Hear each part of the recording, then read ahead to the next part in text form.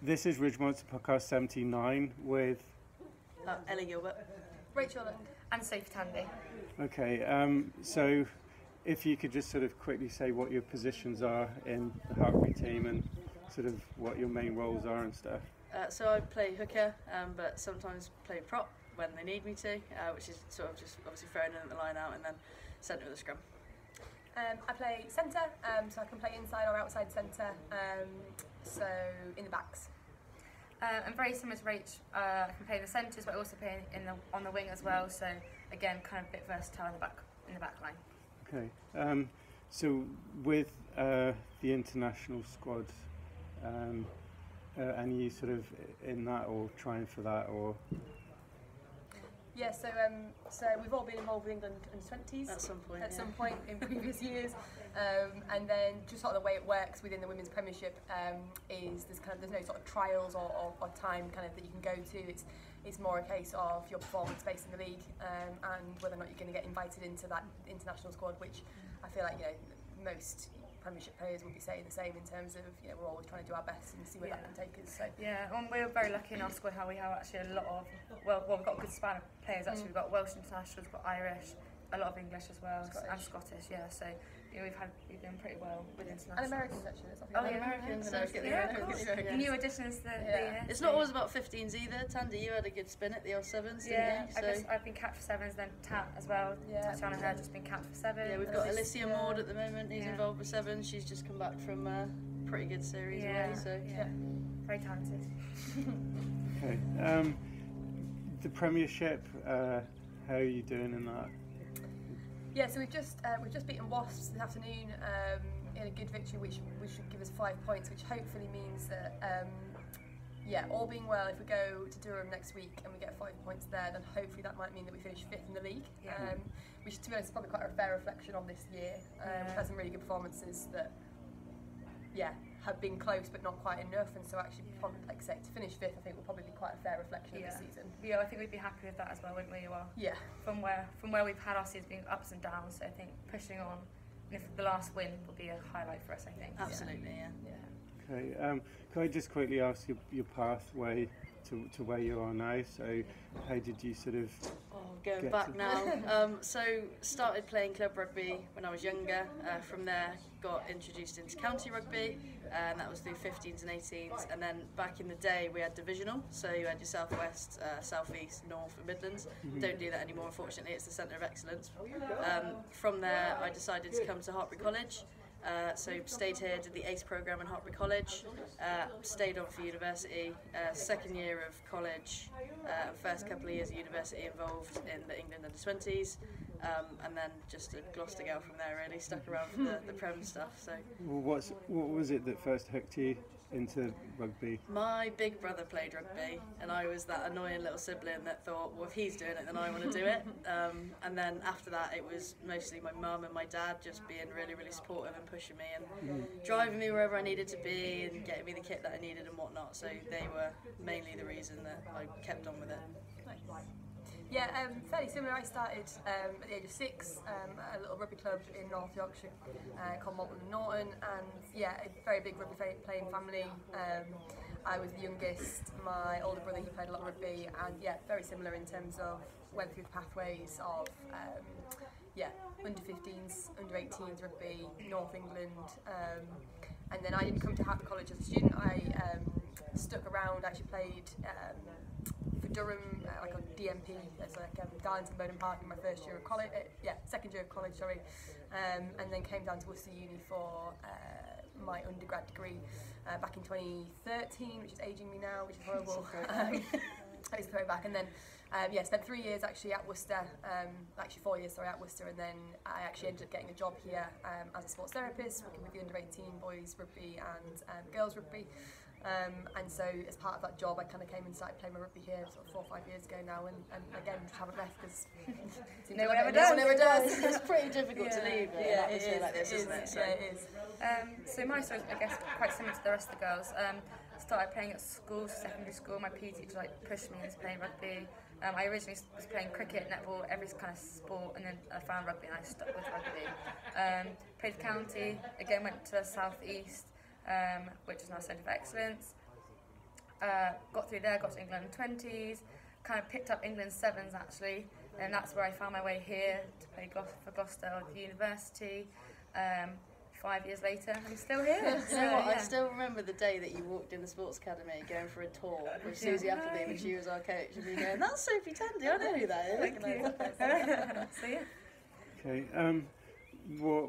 Where's your main sort of target? Where do you want to sort of all be as a team? Have you got sort of, just apart from winning the league, is there, you have your personal goals as well? Yeah. So I think as a team, we want to be a top 4 team. I think we always say that all the time. Yeah. We want to be pushing for the best. You know, we said earlier, well, if we come top 5, that'd be great. But realistically, I think as a squad, that's not what we want. It's not where we want to be. We want to be pushing top 4. For top 4, yeah.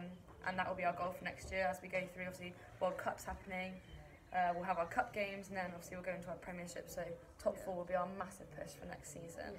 Yeah. Is it more of a because I spoke to Lewis Moody, and I can't remember what he said, but I think it's more about, would you prefer to sort of do a better team performance and have a worse personal performance, or what's your kind of perfect?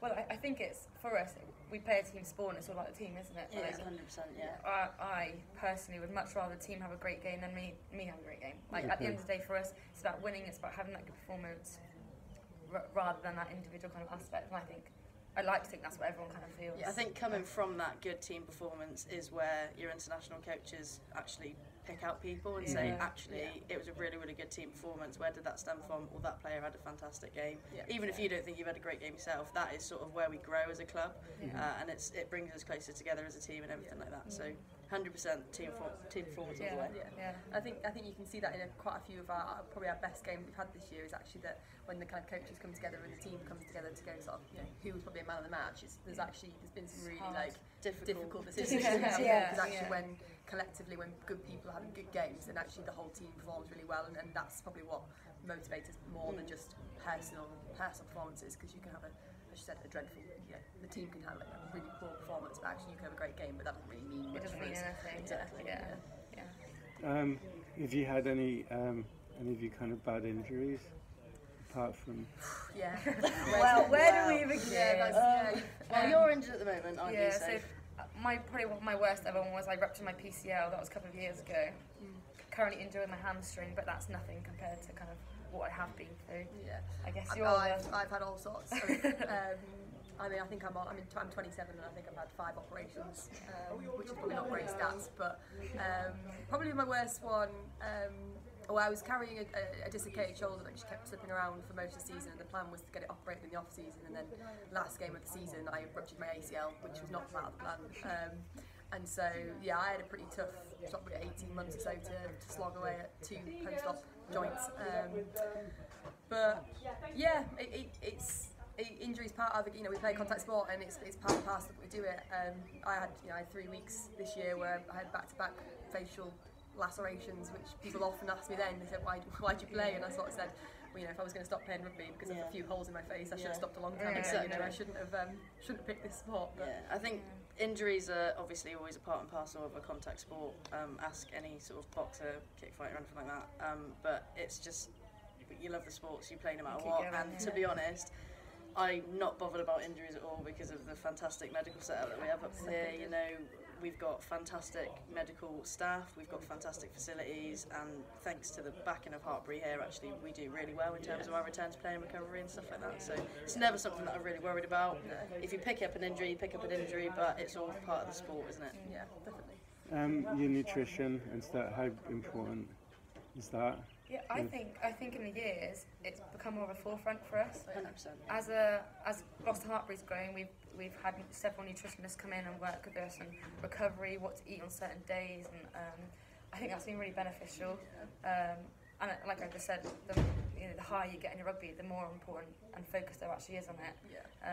And like even going into our changing rooms now, we've got energy gels, we've got certain drinks on our seats, and just little things like that kind of change the game to help us to become the best players. I think it's really important. Yeah, I think it's just been, like I say, echoing that, a shift.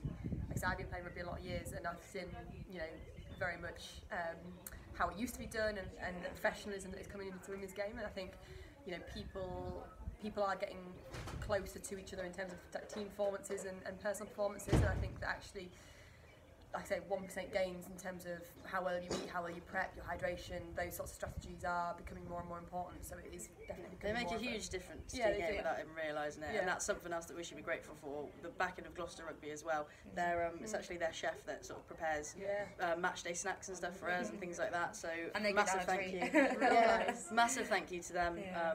So yeah, it's something that a lot of people struggle with, nutrition, but it's one of those things where you just need to be responsible for yourself, really, and that, you know, you can get as much advice and as much your tips, tricks, meal ideas and stuff like that, but at the end of the day, you're the one making those decisions. So. What sort of other training do you do outside of the rugby? Is it a lot of gym work and stuff? A lot of lessons, so it's, I mean, it's pretty much, it's the same thing for us. If I'm honest, I treat rugby as gym as well, in terms of, you know, we come here, so our training days are Mondays, Tuesdays, Thursdays, and there's gym to be done on all 3 of those days, additionally to our rugby. Obviously, you know, they get tapered through the season, and when we're having kind of you know, breaks in the season for Six Nations, etc., you know, they look slightly different. But again, crediting the staff that we've got here and the facilities that we've got here, it's you know, it's top draw really in terms of the quality of care and preparation that we're put through. But it's you know, for us backs, you know, we also have lots of speed sessions that are also incorporated into our training. We wear GPS systems, you know, training and for games, and that kind of helps with managing our load and meterage that we're doing, and monitoring performance. Yeah, exactly. Yeah, Exactly. And you know, and we do loads of conditioning sessions as well. Like, so you said we train Monday, Tuesday, Thursday, but actually on a Wednesday you can pick up additional conditioning sessions. Yeah, so so like we're always constantly going, aren't we? Really. Yeah. Do you do a lot of power work? So as in, you know, squats and all that kind of thing? Yeah, 100%. Yeah, because I was Sophie Capewell. She's a cyclist, sprint cyclist, and the amount she can squat is incredible. Well, we've got some really Cecilia. She's 18 and she's probably one of the strongest girls in our team. Yeah, so she's very just strong. ridiculous. She shifts a lot of. I'm going to shout out Clayton George as well. Clayton George, monster. She's so like strong. absolutely, I'll hold it up now. Squats. She can squat. She's the 10 with the heaviest squat in the Premier League. Yeah, I think so. It's ridiculous. I think so. But yeah, those key lifts that you spoke about. So you got your squats, your deadlifts, and all those sorts of things. They are incorporated into our program quite consistently. Not only because of how good they are, but they're also really good injury prevention lifts as well. And then in terms of so that's more strength stuff. In terms of the more power stuff, we have sort of got our cleans and stuff like that, and we've got more power lifts as well. It honestly does depend on what area of the season that we're in. Yeah. So if we're in quite a heavy, loaded area of the season, you know, lots of back-to-back games, then it will maybe be a little bit more about maintaining and monitoring ourselves. Whereas if we're in a little bit of an off, then it's build time. It's get them heavy lifts in, get those power lifts in, and work on from there. Yeah, definitely. Is there any? Do you have any? As you were growing up, or any sort of inspirational players that you used to kind of, or? Yeah, I think I started like very young, and I still remember like now as if it was not like 11 years ago or 10 years ago, but I remember going to Durham and actually having my first training session with Kate McLean, and I remember her like talking to me for the first time and actually being genuinely kind of, oh my god, that's Kate McLean at the time. She wasn't Kate McLean, but yeah, there's been, you know, if you look at the heritage of like women's rugby in England, like there's some absolute stalwarts that are out there that I think I don't even think you can list just one. I think it's just like there's, you know, your Nolly Waterman, your Maggie Alfonsi. Like, depending on probably your position, there's probably some that stick out a bit more for you. But there's some absolute classics that I think England's, you know, it's got the heritage and the reputation of producing some world-class rugby players. That, but I think that's quite exciting about what we're involved with now is that, you know, today we've had like what 110 girls, sort of age between sort of 13 to 18. And you know it's not uncommon now that we'll finish a game and there'll be girls asking for pictures, for autographs, for us to sign shirts and that kind of thing. And I think what is quite special is that, you know, club rugby is becoming a platform for an inspiration for young people, and I think that's really powerful. I think I think the visibility is key. One of the most important things. Yeah. So when I started playing rugby, like I said, I started playing because my brother played. When we watched rugby on the TV, it was the men playing, and when we used to go down to the local rugby club, it was the boys, and then it was the under 16s, it was the Colts, it was the men, and there wasn't really anything to do with women's rugby. The only female rugby player that I knew was my PE teacher at the time. I didn't know anything about it, but it wasn't until sort of a couple of years later when we were leading up to the World Cup and stuff like that, and it became massive. And I think visibility is key. Like Lundy said, a couple of seasons ago, you wouldn't have 110 girls coming for a training session with some of the players that aren't playing that day, and then screaming on the sidelines. I think that was the longest tunnel. Longest guard of honour I've ever been in. Longest. It's absolutely amazing to see, and again, I don't know if it's just because of the hype after the Women's Six Nations being as ridiculously successful as it was, but it's amazing to see, and I think that I would have gotten into women's rugby a lot earlier had I have been able to see that. So seeing so many of the little ones today, it was just absolutely amazing, because it's something that I never had that I would have loved. And just generally seeing how excited they were.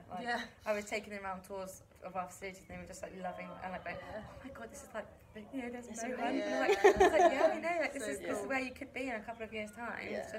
It's great to kind of be those influences. I think it's actually great now to also see all of these sort of on your social media, all these rugby accounts that are acknowledging female rugby players. They're acknowledging how fantastic these female rugby players are, everything that they do on and off the pitch, and it's just something that you wouldn't have seen a few years ago. So it is a really, really massive step into women's rugby just growing and developing. Yeah, definitely. Have you got any tips for anyone who wants to get into rugby but they're not sure? I think we spoke to those girls earlier, had a bit of a Q&A, and they asked exactly the same question. It's just for me, I say, if you want to get started, join the school team, find a club, and just start playing, and then from there, if your aim is just have fun, great, keep going with it. If you want to really push yourself and get to those highest levels, you've got to work hard. It doesn't come easy to anyone. We're slogging days and days of effort, aren't we, to be the top that we can be. So for me, hard work just is the main point I would ever say to anyone, really. Yeah, 100%. I think I think the pathway is really clear these days. 100%. I think it used to be, again, like I say, without sounding historic, like it used to be quite a lot of travel, like you mentioned about like parents committing quite a lot, but actually like there's a lot of rugby on people's doorsteps these days if that is what they're interested and passionate about doing. And I think that is just such a bonus, because it means that people aren't travelling 200 miles just for a game. Just for a game. It's like I said, hard work and determination and doing the basics well is probably one of the things that I always, a coach told me that when I was sort of 12, 13, just do the basic things really, really well, and the rest of it will come with hard work. If you're not sure where to start, on the RFU website, find a club, go on there, type in your postcode, it'll tell you the closest club team to you. If you're young and you want to get into it and you're not sure, you're a bit nervous, bring friends, the more the merrier. And if you're our age, if you're older, if you just want to give it a go, rugby genuinely is a sport for anyone. So you just have to find a local club team, check out their social media pages, just literally turn up to a training session. Anybody can turn up and just have a good go. So that is all you got to do. Where can you be found on Instagram, each of you? So my Instagram handle is I think it's Rachel Lund, but the end of the L and the UND is the same L. Just to be awkward and explain difficultly. Rachel Und 94. Mine's Tandy Sophie for everything. Tandy Sophie. I've got to remember I think I'm Ellie _Gilbert _ and then obviously you've got the Gloucester Hartpury accounts as well. Give us a follow on those. Twitter, TikTok. We got a TikTok now, which is just at Gloucester Hartpury. Is it Gloucester _Hartpury on Twitter? Yeah. All Facebook, of them. we're literally on everything. We're on everything. Give us a follow. We love it. These are the two social media queens that you've got here, so that's fine. You've got the handles there for the guys. This has been Rich Monster Podcast 79 with Ellie Gilbert, Rachel Lund, Sophie Tandy, and I've been Jason Perkins. Okay, thanks. Thank you. Cheers. Thanks. Cheers.